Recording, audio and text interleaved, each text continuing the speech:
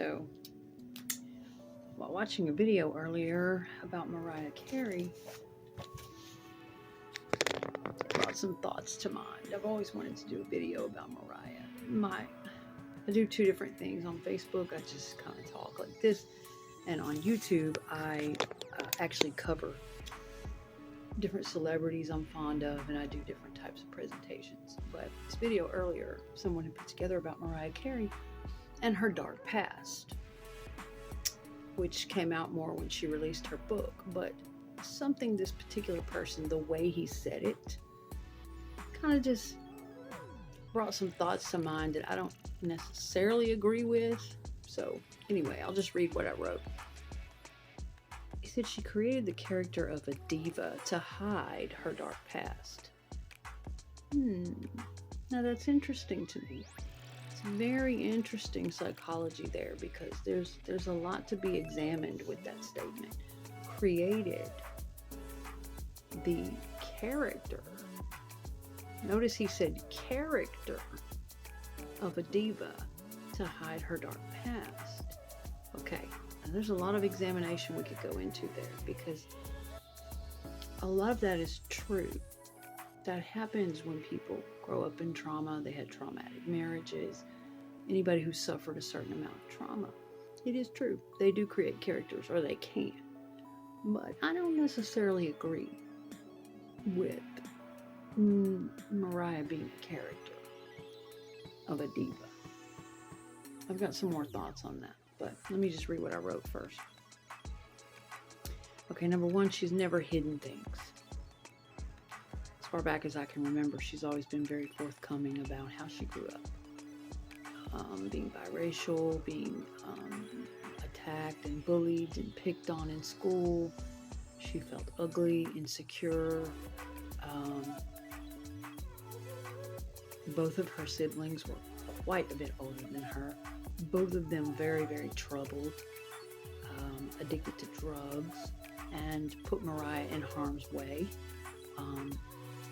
There's a lot of reports on her sister, things that her older sister did. And so by the time Mariah came along, her siblings had already started their lives, basically, and had been very damaged. But she's always been forthcoming about her early life, her parents, her childhood. There wasn't a lot of physical abuse that I'm aware of, or violence towards Mariah, but she suffered emotionally and mentally. And there were some incidents with her mother as well, but as far as I know, she was pretty close to her mother. But, and then typically she gravitated in her early womanhood towards an older man who was also controlling and abusive to her, which is typical of a young woman who's damaged and coming out of a situation like that. So anyway, but as far as I'm aware of, she's always talked about these things. She's never hidden a dark past. But the funny thing about content creators, they will say things on purpose. Mistakes. They will say untrue things on purpose to get more comments. I have figured all this out. Yes, they will. They will make mistakes in their videos. They will put out false information. They'll say corny, crazy shit that it's just common knowledge, and they'll do it on purpose so that people will take the time to stop and say, hey, did you know? And people think they're doing some big shit by correcting them. And actually, they've just been lured into a psychological trap by a content creator wanting to drive up the views and the algorithm, because the more comments they get on YouTube, the more they get shown in the algorithm, and yada, yada, yada. Leads to more money for some of them, I guess. But anyway.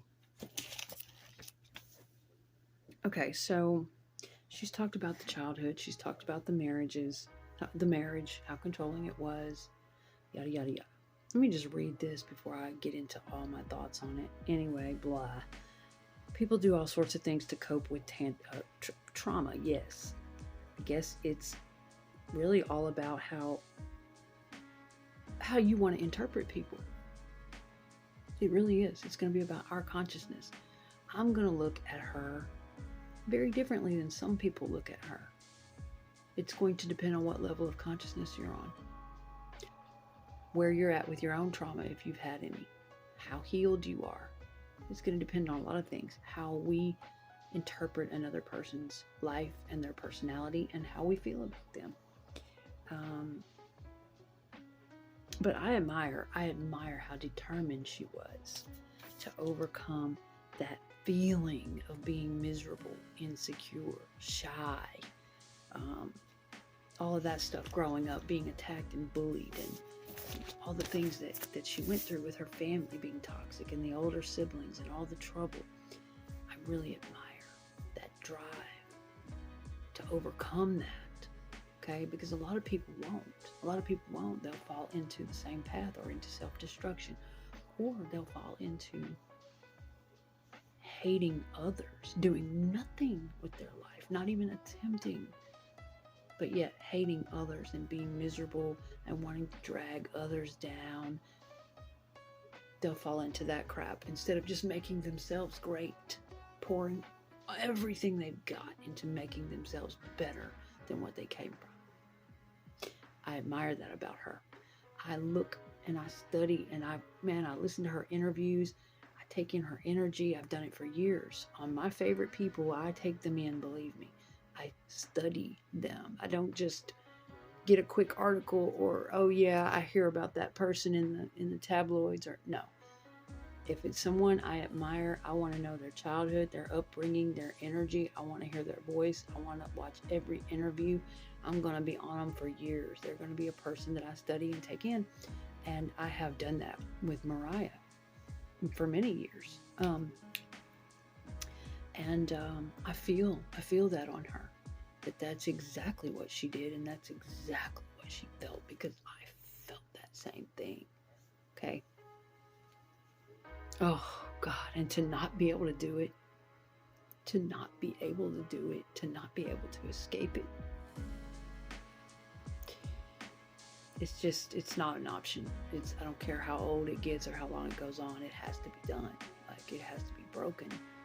And she was able to break that cycle in her family, and whatever the hell was going on.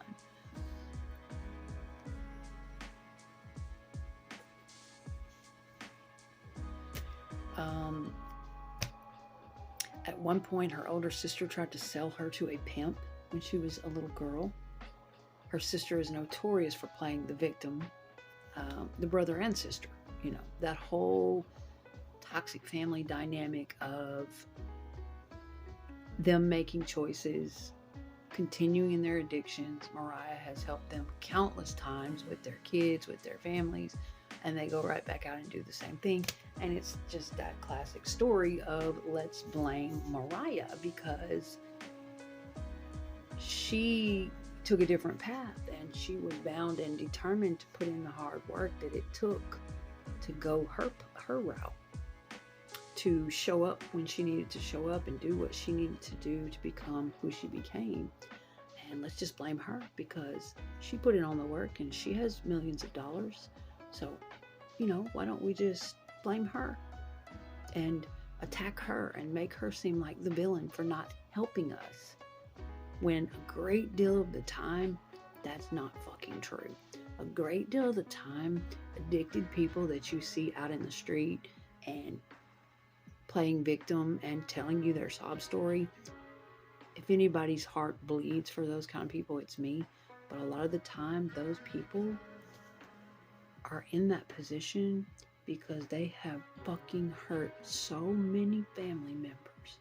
They have fucking stolen and lied and manipulated and let down and driven crazy, and they have hurt and just about destroyed every fucking person in their path.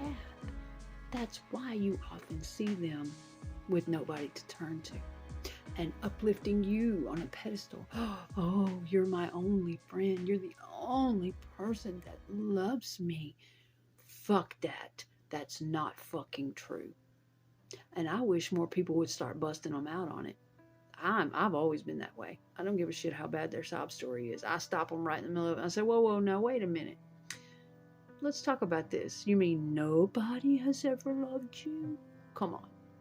Okay, I don't patronize them. I'm very, very empathetic, very, very compassionate.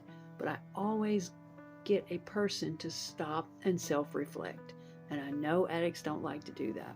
They don't like to be introspective. They don't like to look at themselves and what their contribution to it was. But I'll always stop the conversation in a nice way and say, wait, hold up. You're telling me nobody in your family loves you? You really? And that's all it takes. That's all it takes is when you hear bullshit, you call it.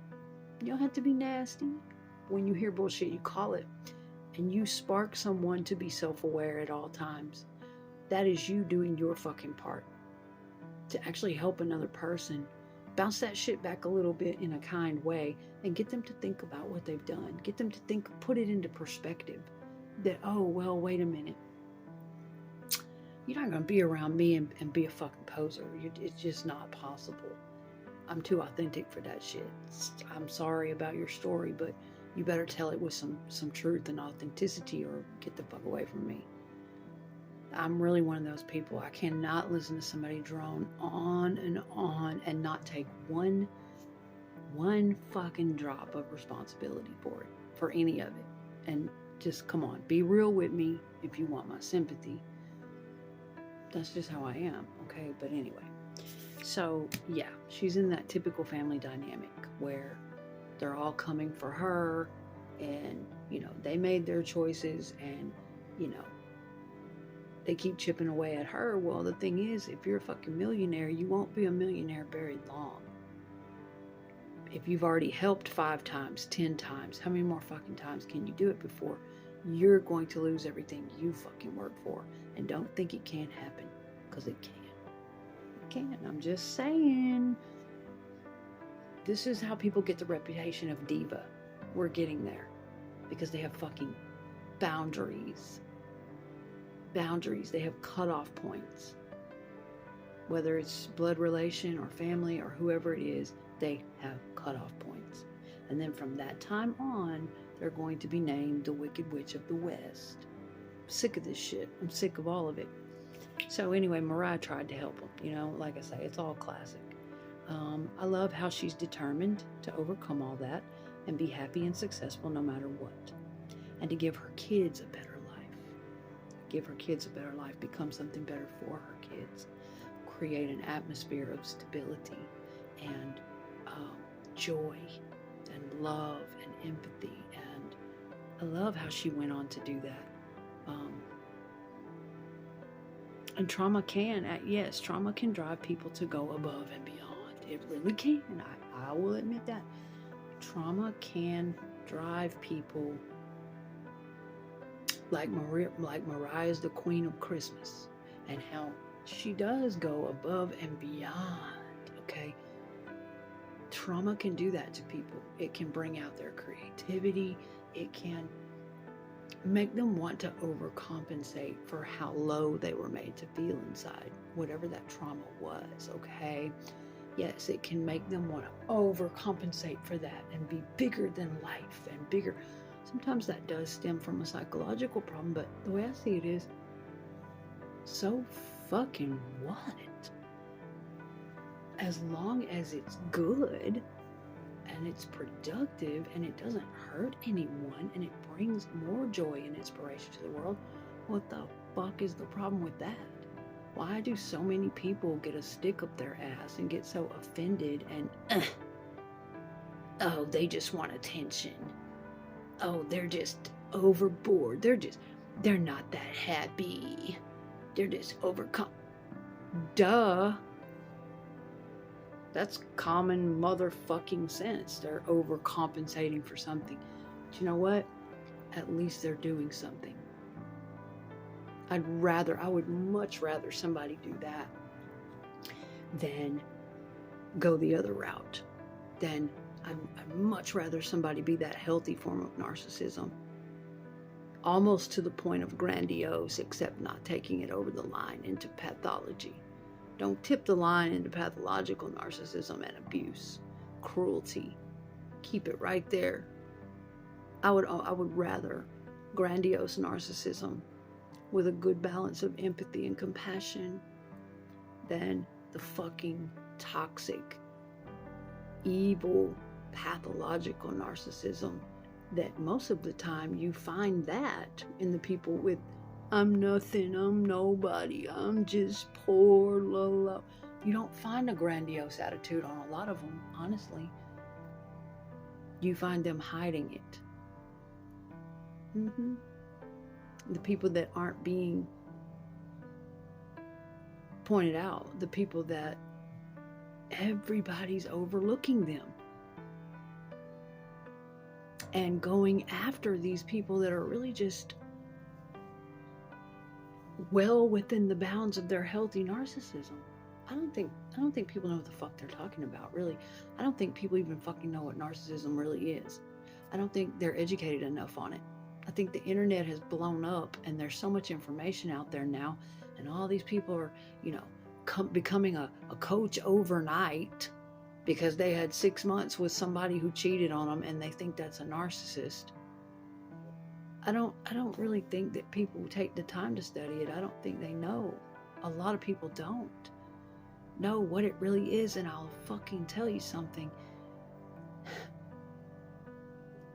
Toxic, abusive, pathological narcissism has nothing to do with being confident and self-assured and full of motivation and full of self-worth, and also having the ability to set boundaries and say no and have no guilt about it, to protect what's yours, not just ass kiss everybody. Okay, it has nothing to do with it.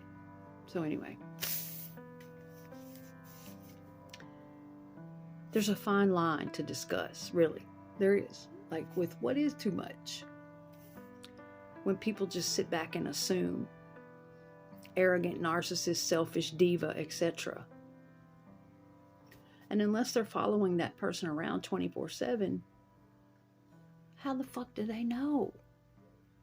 People are assuming these things. It takes a certain amount of healthy narcissism to overcome trauma in a productive way.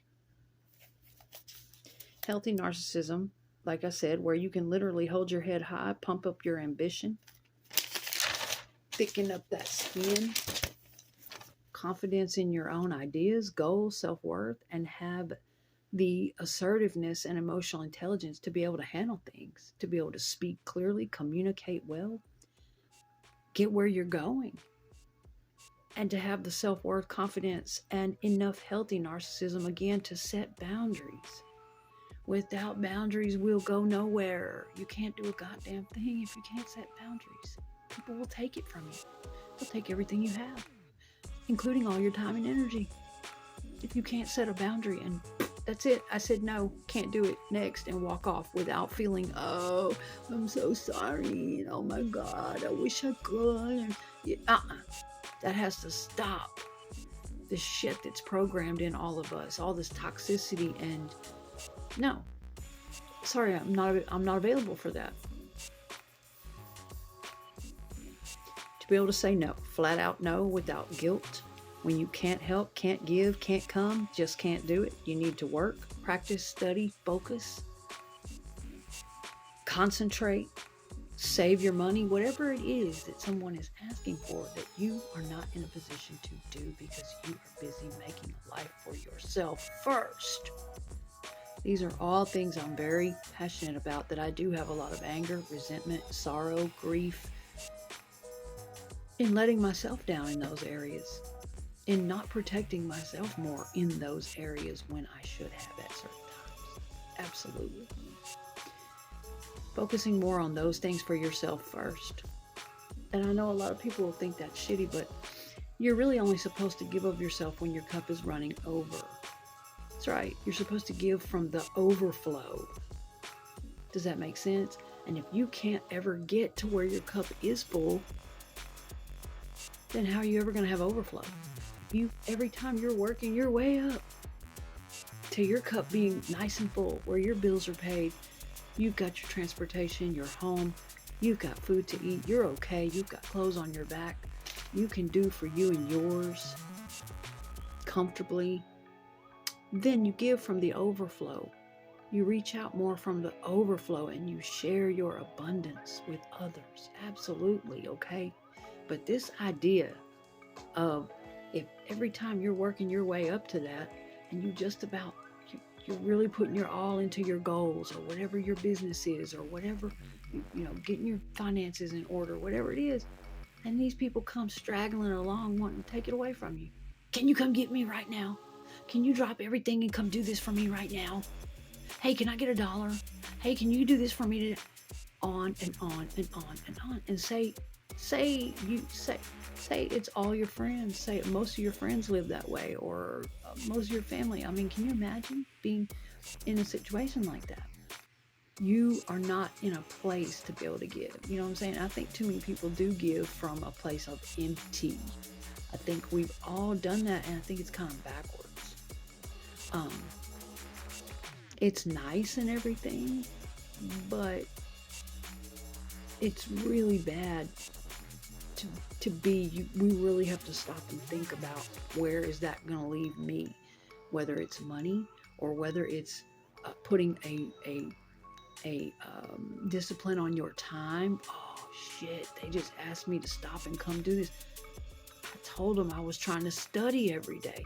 Whatever it is, we have to stop and think, where is it gonna leave me if I actually do this thing for this person? And we have to set boundaries accordingly. There's nothing wrong with every once in a while, in an emergency, okay, I'm gonna stop and do this. But for the most part, it really gives me PTSD if someone tries to butt into that equation with a bunch of chaos. And no, when I am at full cup, I'll be seeing you then. When I am at overflow point of abundance, I promise you, I'll be seeing you then. But if I'm not at that point, it's really just going to set me back again and again and again. And I actually did that to my life. I basically got taken down so far that I couldn't handle it anymore. I had a nervous breakdown, basically. People would not stop stalking me. They would not stop coming for my energy, for rides, transportation. They wanted me on demand, on call, 24/7. And I just gave up. It broke me that much that they wouldn't listen to me. These were people I loved. To the point where I just had to go hide somewhere in a room and not have a car, not have a home, not have anything they could get, not have any use to them. Yeah, it's kind of fucked up, isn't it? But that's kind of how it was for a little while. Except all the while, I wanted so badly to be of use to people. And I wanted to be in those same shoes, the girl I had always been, who, had the home, had the food, had the car, made sure everybody was okay, and but I think maybe God took all that from me for a reason, because I was completely and totally unable to set boundaries with people at this point. Okay, not always in my life. I had gotten real good at it for a long number of years, but then something came along and took me backwards again.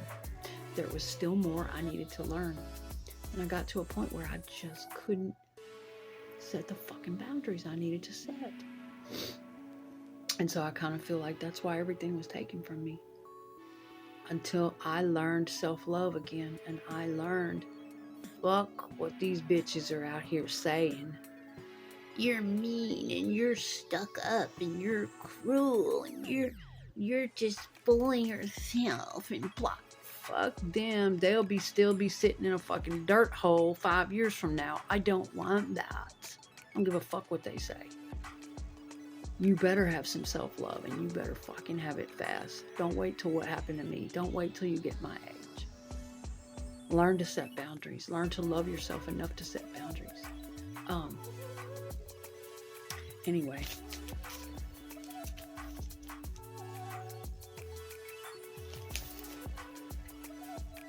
So, the only way you can get anywhere is if you have a good amount of healthy narcissism. It's true. I should do a whole video on healthy narcissism, because people don't tend to talk about that enough.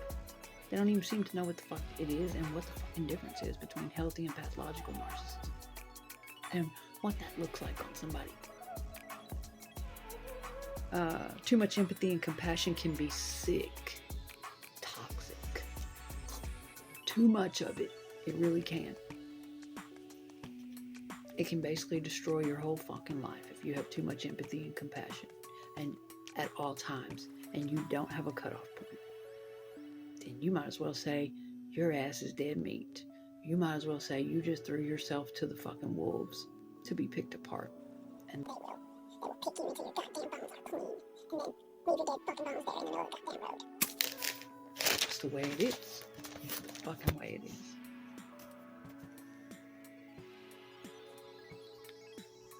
So I mean, Diva. Ooh, so let's look back at what he said. The character of Diva to hide her darker past. Okay, cool, but what else do people want her to be? I mean, okay, yeah, don't snap and order folks around and be arrogant. Sure, but this whole, like, being offended, this whole thing of being offended by men and women who are in their full shine and full confidence, I just don't get it. It's sickening to me. And the more confident you are, the less offended you are. Really. That's the thing. I don't get offended by people like that. I love them. Fucking love them. I get along. I've always got along pretty well with even grandiose narcissists. Because I've worked on my fucking confidence. I've worked on my own self-love. Yes, that's the thing. Goodness, you baby. That's the thing. It's the more wounded you are, and you don't work on those wounds, and the more insecure you are, whatever it is, the way you look, the more money you have, what you drive, your career, whatever you haven't accomplished, somebody dumped you, whatever the fuck shit is that you haven't healed up, your parents, whatever, bullies, the more that wound is there, and you don't have any confidence, the more offended you're going to be by other people. And particularly their shine, their accomplishments, their fabulousness, particularly. Okay, now there's other things we get offended about that naturally people would get offended about. People stepping on us, people, doing hurtful and disrespectful and offensive fucking things. Well, naturally we're going to get offended by that. But you get what I'm saying. There are people that are just offended, triggered, just cringe. They just cringe when confidence walks in the room. These are deeply wounded individuals. These are deeply insecure individuals. And so it just doesn't bother me. That's one thing that I really enjoy is confidence in other people, and I flock to them. I'm inspired by them. I don't want to knock their legs out from under them and steal their shine. I want to encourage them even more and go, fucking A, you did a bang up job. Awesome. I'm so fucking inspired. If you can do it, I can do it. Shit, let me put my spin on something I want to do. That's how I look at confident people. I don't see it as arrogance, even if it is motherfucking arrogance. It just doesn't feel like arrogance to me, and even me, I have fun getting on camera and playing up to the camera. Shit that may not even be my regular everyday personality if you were just sitting around with me every day. No, I'm not going to sit there and flip my hair, and that's the fun thing. It's like, you don't ever know with these videos whether it's acting or whether it's real or what it is. Anyway, but it just doesn't bother you when you have self-love. You don't get offended by other people's confidence, by their shine, by their magnificence, by their joy. No, you enjoy it. You're inspired by it. Period. And so I don't see her as arrogant.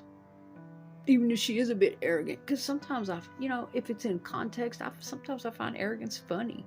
Now who hasn't? You can't say you haven't. People are so damn contradicted. They sit up and watch TV shows, and they watch their favorite villains and favorite narcissists on TV and movies all the time, and laugh and love that character. And so sometimes I even find arrogance funny as fuck. Absolutely. A little bit of it here and there. but in context. And it's not how I treat my people. It's not how I treat anyone. See, you would need to follow a person around 24/7 just to find out really what their personality is really like. You might see them in a video or act in a certain way with a certain amount of arrogance, but then you follow them around their home life 24/7, and you might find them to be the most humble, loving, kind-hearted person who treats all of their family with respect and great care. So, people need to start thinking and looking deeper. I don't see arrogance on Mariah Carey, and I don't see that as a character that she created. No, that star is really her. That's who she set the fuck out to be. Is who she is. She set that intention as a little girl, suffering from feeling ugly and attacked and bullied, feeling so ugly and stupid and shy and horrible about herself, and going through all that she did with her siblings and in school and being biracial and all that shit. She set that motherfucking intention, like a lot of abused kids do. That's classic in psychology. Magical thinking. If you've been through trauma or you're an abused kid, blah, blah, blah. Magical thinking. Yeah. I have a great respect for psychology, but sometimes it just gets on my fucking nerves. Because sometimes the shit is really real. Magical thinking, and every abused kid wants to be a rock star. They all want to be acknowledged by something. They all want to be larger than life. Well, maybe that's a good fucking thing. I'm sick of that whole let's wash everything away and just be good, busy little worker bees with no personality. And if you had trauma in your, or like, what are we supposed to be? Okay, that's what makes us different. I think it's kind of extraordinary. I'm sorry that any of us had to be born into trauma, but I think it's fucking extraordinary when they actually take that magical thinking and they make it a reality. And she did that shit. So, you know, I don't see her as a character. I don't see her creating a diva character. And it's all about how you want to look at the word diva. I don't look at diva like something bad. Again, I'm not offended by diva behavior. It is what it is. I mean, you know. But yeah, so I always relate to the girl trapped in the unfairness. The girl in a sweet, compassionate heart, being unfairly used, abused before even old enough to understand or defend herself. The girl who wants to create and find greatness within and escape all of that around her. Who loves all of her family and all the people around her, but does not at all costs want to be like them or get stuck living like that. And who will keep trying at all costs to overcome it, to keep that head up even when her life is shit. In the most painful of times, keep that head up. Even when others mistake it for arrogance, when it's actually agony. I love how Mariah was able to escape and create her own power so far away, so high up that they could never touch her again, and get all she deserved in life and become a loving mother to her babies and the Queen of Christmas. I love how she does it all the way. If you gotta take that trauma out in something, take it out like that, honey. Period. So, I'm not mad at people for examining the situation and identifying the fact that there is trauma there, and look what she's created with it, and yada, yada, yada. But it's not a bad thing. It's not anything to knock, because if you got to do something with your motherfucking trauma, I would definitely rather it be that than the fucking alternatives that I've seen. Although she gravitated towards an older man in her early life who used and abused and controlled her, Tommy Mottola, which that's typical, like I said, of young damaged girls, she broke free. She had those cycles in her life, but she was able to break free of that shit early, pretty damn early. And yeah, some of what people interpreted as arrogance was pain, trauma, stepping into her own. after Tommy, same thing. And that'll be a part 2. When she finally broke free of that. I don't think some of you know what it's really like to be fucking controlled. Oh, no. You think you know. You hear the word control. You're controlling. She's controlling. He's controlling. I have some stories to tell you that would make your fucking jaw drop. You'll never be the same again. I don't know if some people really know what it's like to be fucking controlled. To the point of being smothered. To the point of not having a life ever again of your own. I grew up in it. I grew up in it around my father in my early years. And I broke away from that for many years and had my own life. And then I went back through it again in my last relationship. And I'll leave it here and I'll see you guys in part 2.